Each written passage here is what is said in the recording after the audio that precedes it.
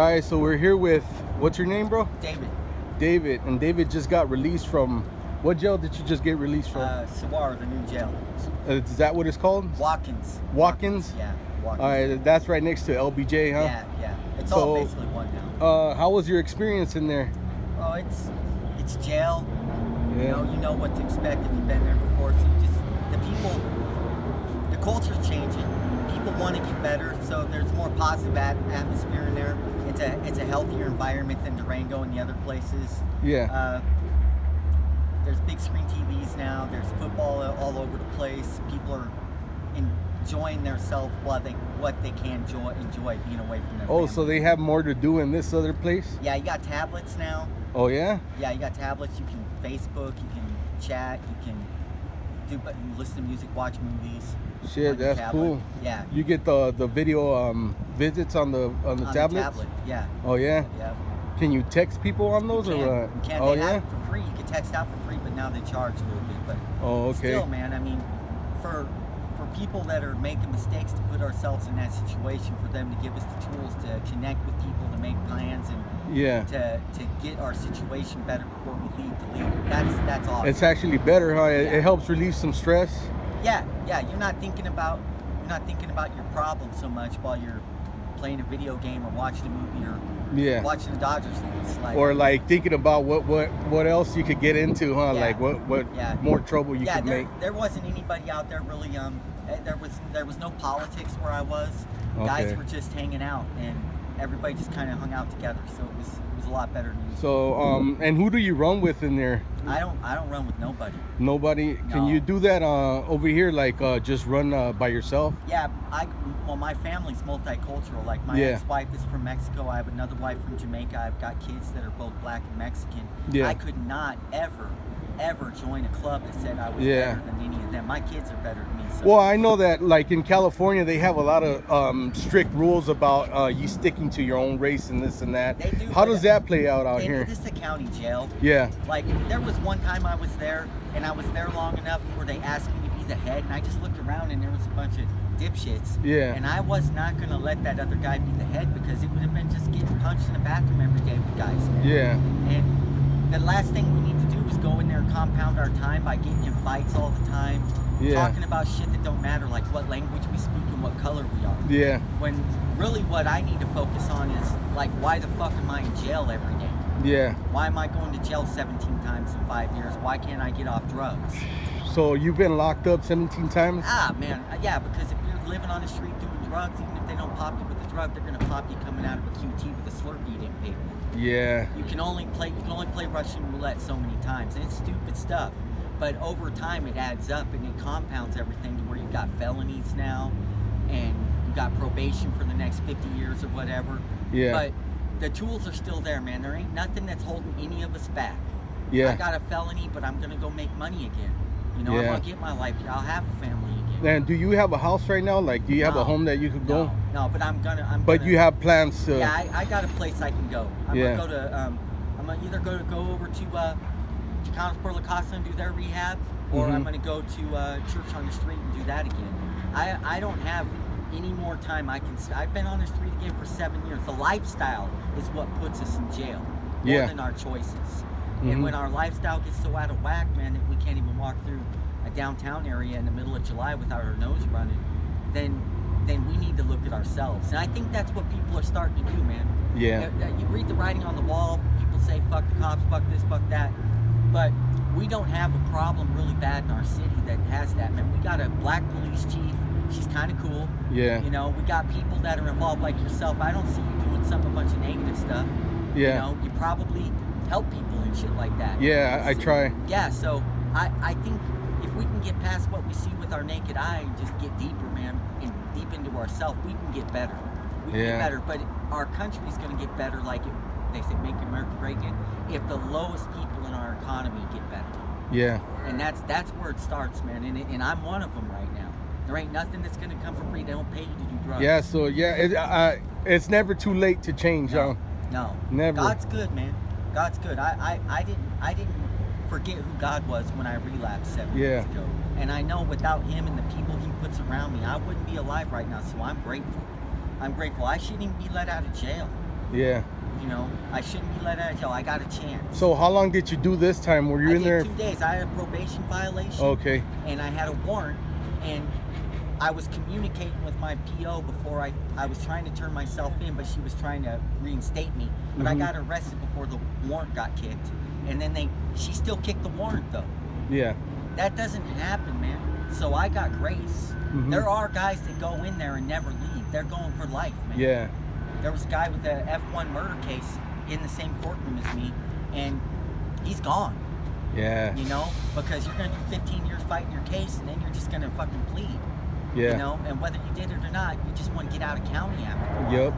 And there are situations where people grow up and they're born and they don't have choices. They got to live, and we got to start considering stuff like that, man. When I think we're going to do it though.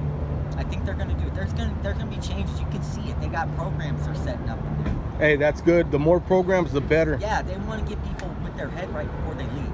Because I don't agree with them. Like when they lock you up and then they just release you out into society and they don't you know. Look, they don't offer any got programs or plan, anything. When you leave jail, you're gonna go do what you did to get you in jail. Yeah. Because you're gonna go back to where you were. That's where you're comfortable. Yeah. You know, and some of us don't have choices. We can go. We can't. There are people in there that they're not gonna be able to not go back to the same pond. And we just gotta pray that they become better, so the people in their pond become better. Yeah. You know, because there are people out there affecting their community from where they're at, and they're not going to be able to leave where they're at, but they're affecting their community in a better way. And I don't discount nobody, man. I think there's people that believe in God in all walks of life. Yeah. And He's good everywhere. So, and I know if He can be good and help this guy out, man. If I can just go mop the floor where my father lived, man, I know He'll feed me every day. So, what's like the craziest thing that you've seen in there? Is there like a lot of the guys putting them. The craziest thing is watching two dudes cut each other's penis open and put some plastic in it. It's crazy, man. That's the craziest thing. You know, but a guy being hungry, that he's gonna will and get his face beat in to take somebody's popcorn while they're not looking. Yeah. Not realizing that man didn't buy his popcorn, his wife did. Yeah, and that's a no-no in there. No, Stealing from anybody will get you. You get killed. Yeah, you could get killed in there. You know, people that no matter what you tell them, they're gonna do what they want to do. Yeah. You know, but just the violence that was going on for a while in there. Yeah. It was a little gladiator school for a minute. I got my teeth knocked out for giving my bread to a black guy once. And I know that I like do it again, man. in Towers and like Durango. That's where I was, Towers. Yeah, there's a lot of fights down there. Yeah. Well, there was a Hispanic guy, an old Hispanic guy that was owed like $15 on some commissary. Yeah. And they weren't trying to kill him, but they pushed him and he fell down the stairs and died. Oh, all right. Because they didn't want to pay their bill. So did he hit his head or something? Yeah, he died, man. Yeah. A guard got killed in there. Oh yeah, I heard about that. Yeah. An Asian guard, huh? Yeah. Yeah. I think he was Chicano. Oh, was he? Yeah. I mean, I knew him. He was a good dude, though. He prayed with you, he talked about God with you. And, yeah. And he was a good dude. There's good people. Yeah, there's a lot of good guards, man. Yeah, look, we don't know who we're dealing with when we're dealing with them, where they're coming from. Yeah. And if people are going to jail, they're not having a great day. Yeah. And their tempers are flaring, and I've seen people just break up in fights in the middle of the tank in the Matrix. But when you take people out there and fire and put them in some pajamas. Oh man! All of a sudden it's yes ma'am, no ma'am, yes ma'am, no ma'am. It's good stuff. The Matrix. Can you talk a little bit about the Matrix? People don't know about that. That's the actual process you go when you get arrested. You go through that process, it's and like 5 days. Why did people call it the Matrix? Because you never know where the fuck you are. Yeah. They move you every 10 minutes into another. And tank. a lot of people tend to get lost in there, huh? During process. Yeah. Another release, another new release right there, guys.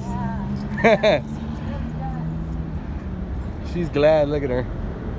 Go get yourself a 40. Yeah. So yeah, like we were saying, the Matrix, man. That place is crazy. It takes about what 2 or 3 days for them to process you. Days. I spent 7 in there once. 7 days. I spent 3 days in one tank once without moving. And guys, when you're locked up in the Matrix, it's nothing but holding cells.